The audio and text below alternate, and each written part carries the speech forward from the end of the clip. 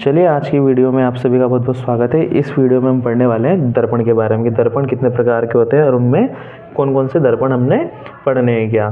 तो देखिए दर्पण की डेफिनेशन देखिए, वह सतह या पृष्ठ जो प्रकाश का परावर्तन करता है, अर्थात किसी कांच की पट्टिका के एक और परावर्तक पदार्थ की पॉलिश की जाए तो बनी हुई व्यवस्था या उपकरण को क्या बोलते हैं अपन? दर्पण। मतलब कि एक साइड तो आप क्या कर दो, उस पर पॉलिश कर दो और दूसरी साइड उसको ऐसा ही रख दो क्या, तो जो व्यवस्था है, जो उपकरण अपन को बनेगा उसको अपन क्या बोल देंगे? दर्पण कर देंगे। क्या बोल देंगे उसे अपन? दर्पण कर देंगे क्या।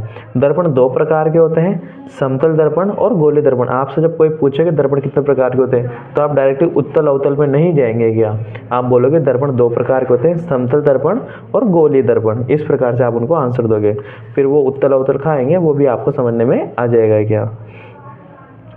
देखिए समतल दर्पण, यदि समतल कांच की पट्टिका के एक और परावर्तक पदार्थ की पॉलिश की जाए तो बनी हुई व्यवस्था को समतल दर्पण कहा जाता है।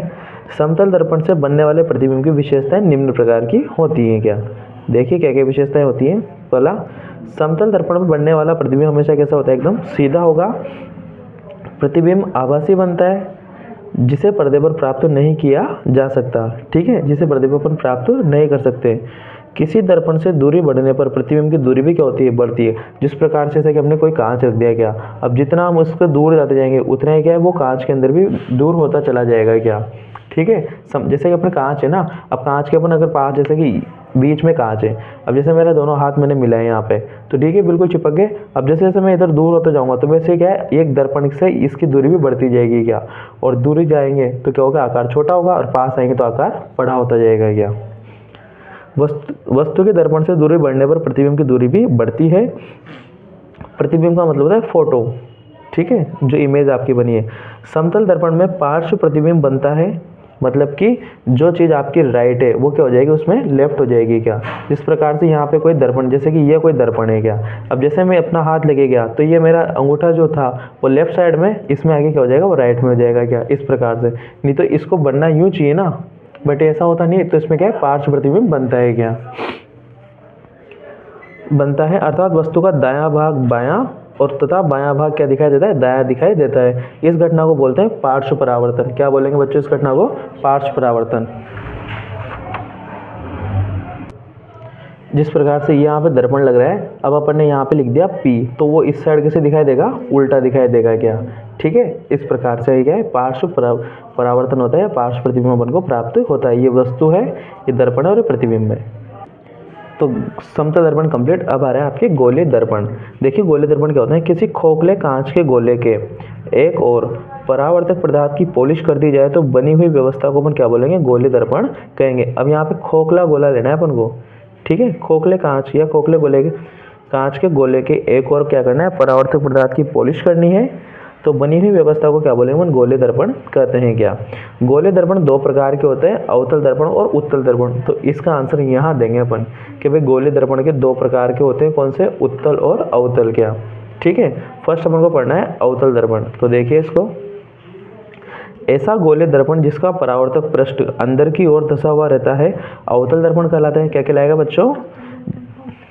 डायग्राम।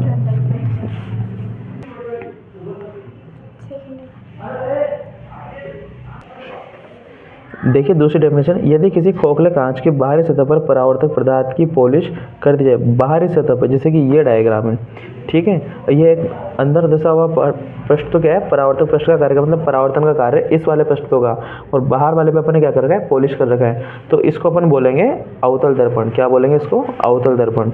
तो किसी खोखले कांच के बाहरी सतह पर परावर्तक पदार्थ की पॉलिश कर दी जाए तथा आंतरिक सतह पर परावर्तन का कार्य करती है। आंतरिक सतह किसका कार्य करती है? परावर्तन का कार्य करती है, तो बनी हुई व्यवस्था को अवतल दर्पण कहते हैं क्या।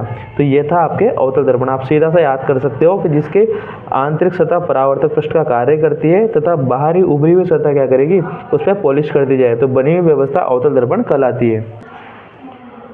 उत्तल दर्पण देखिए, ऐसा गोलीय दर्पण जिसका उभरा हुआ भाग क्या होगा, उभरा हुआ भाग किसका कार्य करे, परावर्तक पृष्ठ का कार्य करे, मतलब परावर्तन का कार्य किससे होगा, उभरी हुई सतह से होगा, उत्तल दर्पण कहलाता है क्या। अथवा करके कोई डेफिनेशन, यदि किसी खोखले कांच की आंतरिक सतह पर परावर्तक पदार्थ की पॉलिश कर दी जाए तो बाहरी सतह पर परावर्तन का कार्य करती है। बाहरी सतह क्या करेगी? परावर्तन का कार्य करती है। तो बनी हुई व्यवस्था को क्या बोलेंगे अपन? उत्तल दर्पण कहते हैं।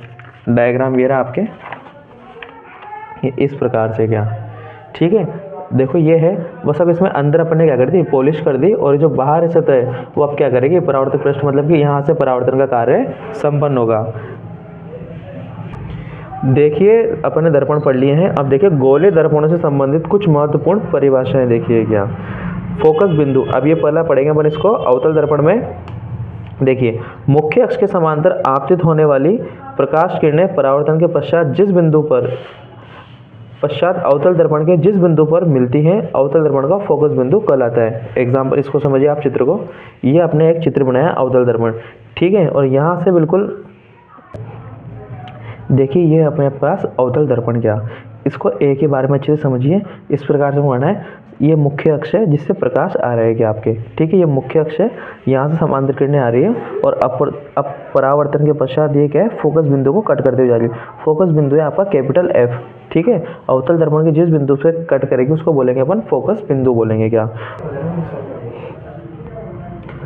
फोकस बिंदु से ये P, ध्रुव से फोकस बिंदु के मध्य की दूरी को अपन बोलते हैं फोकस दूरी बोलेंगे, जिसे स्मॉल f से रिप्रेजेंट करते हैं, ठीक है। ध्रुव से फोकस बिंदु के मध्य की दूरी क्या होती है? फोकस दूरी होती है, ठीक है, जिसको अपन स्मॉल f से रिप्रेजेंट करते हैं। यहाँ से ये होता है आपका वक्रता केंद्र। क्या होता है ये आपका? वक्रता केंद्र, जिसको अपन C से लिखते हैं क्या। ध्रुव से वक्रता केंद्र के मध्य की दूरी होती है r। क्या होती है? r, ठीक है। इसको अपन वक्रता त्रिज्या भी अपन इसको कहते हैं क्या, ठीक है। ये m और n होते हैं इस दर्पण के द्वारक। क्या बोलेंगे? m और n को, ये हिस्सा, इसको क्या बोलते हैं अपन? द्वारक बोलेंगे क्या, ठीक है। तो इस प्रकार से आपका फोकस बिंदु कंप्लीट, ठीक है। एक बार फिर पढ़िए, मुख्य अक्ष समांतर, ये मुख्य अक्ष है आपके, मुख्य अक्ष के समांतर आपतित किरण, ये आने वाली किरणें, ठीक है, किरणें परावर्तन के पश्चात टकराएगी। टकराने का मतलब परावर्तन के पश्चात अवतल दर्पण के, ये अवतल दर्पण के जिस बिंदु पर मिलती है, सारे इस बिंदु पर मिली, जिस बिंदु पे मिलती है अवतल दर्पण का फोकस बिंदु कहते हैं, ठीक है। तो ये इसका क्या हो जाएगा? फोकस बिंदु हो जाएगा। यहाँ से यहाँ तक अगर 2 सेंटीमीटर की दूरी है तो अगले में भी 2 सेंटीमीटर की दूरी रहेगी क्या, ये चीज़ ध्यान रखना आप, ठीक है। ये यहाँ से यहाँ अगर 1 है तो ये आधा रहेगा इसका क्या, मतलब कि वक्रता त्रिज्या फोकस दूरी की दुगनी होती है क्या, और फोकस दूरी आधी रहेगी क्या, ठीक है। तो ये किस में था? ये किस में था? अवतल दर्पण में था। देखिए अवतल दर्पण की फोकस बिंदु, अब ये तो किस में था? अवतल में था, सॉरी, और ये है उत्तल दर्पण में, ठीक है। मुख्य अक्ष से समांतर आपतित होने वाली प्रकाश किरणें परावर्तन के पश्चात दर्पण के जिस बिंदु से आती हुई प्रतीत होती है उसे अवतल दर्पण का फोकस बिंदु कहते हैं। आती हुई प्रतीत होती है कैसे? अभी आपको डायग्राम में पता चल जाएगा। ये आपका उत्तल दर्पण है, ठीक है, इसमें P, ये वो। अब देखो यहाँ पे क्या बोल रहे हैं कि ये जो आपतित किरण है, ये वाली आपतित किरण है मुख्य अक्ष है, आने वाली किरण परावर्तन के पश्चात आके तो निकल गई, पर जिस बिंदु पर मिलती हुई प्रतीत हो रही है, मतलब कि डॉट डॉट से अगर इन किरणों को अपन पीछे की ओर बढ़ाए तो यहाँ पे मिलती हुई प्रतीत होगी, तो इस बिंदु को अपन क्या बोलेंगे? फोकस बिंदु। बट किसका बोलेंगे?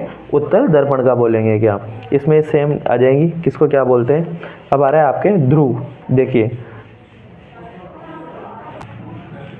दर्पण के वक्र पृष्ठ के मध्य बिंदु को ध्रुव कहते हैं, जिसे P से दर्शाया गया। चित्र आपने देखा है, उसके बीच वाले जो पॉइंट को अपन क्या बोलते हैं? P, जिसका नाम होता है ध्रुव। अब आ रहा है वक्रता केंद्र।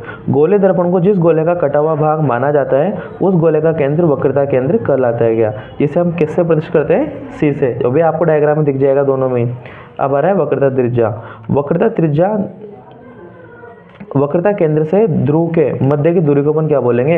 वक्रता त्रिज्या कह देंगे, ठीक है। भाई P से C के मध्य की दूरी क्या कहलाएगी? वक्रता त्रिज्या कहलाएगी, जिसे हम किससे रिप्रेजेंट करते हैं? R से हम दर्शाते हैं क्या, ठीक है। गोले दर्पण को जिस गोले का कटा हुआ भाग माना जाता है उस गोले की त्रिज्या भी क्या कह सकते हैं? हम उसे भी वक्रता त्रिज्या अपन कह सकते हैं। अब आ रहा है आपके मुख्य अक्ष। ध्रुव तथा वक्रता केंद्र को, बीच वाली जो लाइन मैंने आपको बताई थी क्या, ध्रुव तथा वक्रता केंद्र को मिलाने वाली सरल रेखा को अपन क्या बोलेंगे? मुख्य अक्ष कहेंगे। ध्रुव तथा वक्रता केंद्र को मिलाने वाली सरल रेखा को मुख्य अक्ष कहा जाता है क्या। अब आ रहा है आपके फोकस दूरी। दर्पण के ध्रुव से फोकस बिंदु के मध्य की दूरी को फोकस दूरी कहा जाता है। गोले दर्पणों की वक्रता त्रिज्या फोकस दूरी की क्या होती है? दुगनी होती है, मतलब कि त्रिज्या इक्वल्स टू 2f, मतलब कि फोकस दूरी क्या होती है, वक्रता त्रिज्या की दुगनी होती है क्या। अब आपके लास्ट टॉपिक है इसमें परिभाषा में द्वारक। तो गोले दर्पणों की वृत्ताकार सीमा रेखा को दर्पण का क्या कहते हैं, द्वारक। ये एम और एन जो अपन ने स्टार्टिंग में बता रखा था, ठीक है। वक्रता त्रिज्या की सीमा रेखा को अपन क्या बोलेंगे, दर्पण का द्वारक कहते हैं। यह वक्रता त्रिज्या से क्या होता है, बहुत छोटा होता है। इसी के साथ ही आपकी सारी डेफिनेशंस कंप्लीट होगी। अगली वीडियो में हम पढ़ने वाले हैं गोले दर्पण से परावर्तन के नियम के भी किस नियम के अकॉर्डिंग अपने प्रतिबिंब बनते हैं क्या। तो वीडियो को देखते रहिए, लाइक शेयर सब्सक्राइब कीजिए। तब तक के लिए धन्यवाद।